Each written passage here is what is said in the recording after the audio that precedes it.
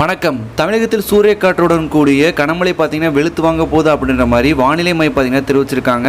எந்தெந்த மாவட்டங்களில் பார்த்தீங்கன்னா கனமழை வெளுத்து வாங்க போகுது அப்படின்னு சொல்லி இந்த ஒரு வீடியோவில் பார்த்தீங்கன்னா பிரீஃபாக பார்க்க போகிறோம். இது மாதிரி வானிலை பற்றின முக்கியமான அப்டேட் தமிழக அரசு இருக்கிற முக்கியமான இருப்புகளை அடுத்த செகண்டே துல்லியமாக தெரிஞ்சுக்கலாம் வச்சிங்கன்னா கீழே சப்ஸ்கிரைப் பண்ண கிளிக் பண்ணி சப்ஸ்கிரைப் பண்ணி வச்சுக்கோங்க. வாங்க ஃப்ரெண்ட்ஸ், வீடியோக்குள்ளே போயிடலாம்.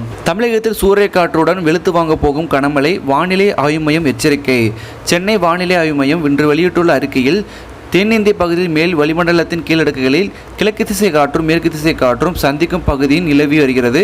ஆகவே 30 கிலோமீட்டர் முதல் 40 கிலோமீட்டர் வரையில் காற்றுடன் கூடிய லேசான முதல் மிதமான மழை வரை பெய்வதற்கான வாய்ப்பு இருக்கிறது என்று கூறப்பட்டுள்ளது.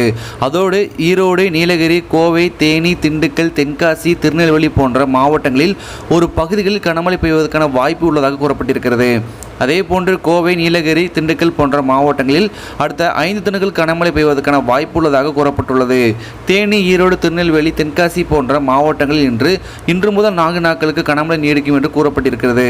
அதோடு மே மாதம் 1ஆம் தேதி முதல் விருதுநகர், மதுரை, சேலம், கன்னியாகுமரி, தருமபுரி, கரூர், நாமக்கல் போன்ற மாவட்டங்களில் கனமழைக்கு வாய்ப்பு இருப்பதாகவும் வானிலை ஆய்வு மையம் எச்சரித்துள்ளது. சென்னை மற்றும் அதன் புறநகர் பகுதிகளை பொறுத்தவரையில் வானம் ஓரளவு மேகமூட்டத்துடன் இருக்கும். நகரத்தின் ஓரிரு பகுதிகளில் இடிமின்னலுடன் கூடிய லேசான முதல் மிதமான மழை வரை பெய்வதற்கான வாய்ப்பு இருக்கிறது. அதிகபட்ச வெப்பநிலையானது 36 டிகிரி செல்சியஸ் முதல் 37 டிகிரி செல்சியஸ் வரையிலும் இருக்கும்.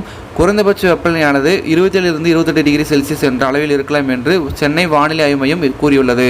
ஸோ தமிழகத்தில் பார்த்தீங்கன்னா அடுத்த 5 தினங்களுக்கு கனமழை இருக்கும் அப்படின்ற மாதிரி பார்த்தீங்கன்னா வானிலை மையம் தெரிவிச்சிருக்காங்க.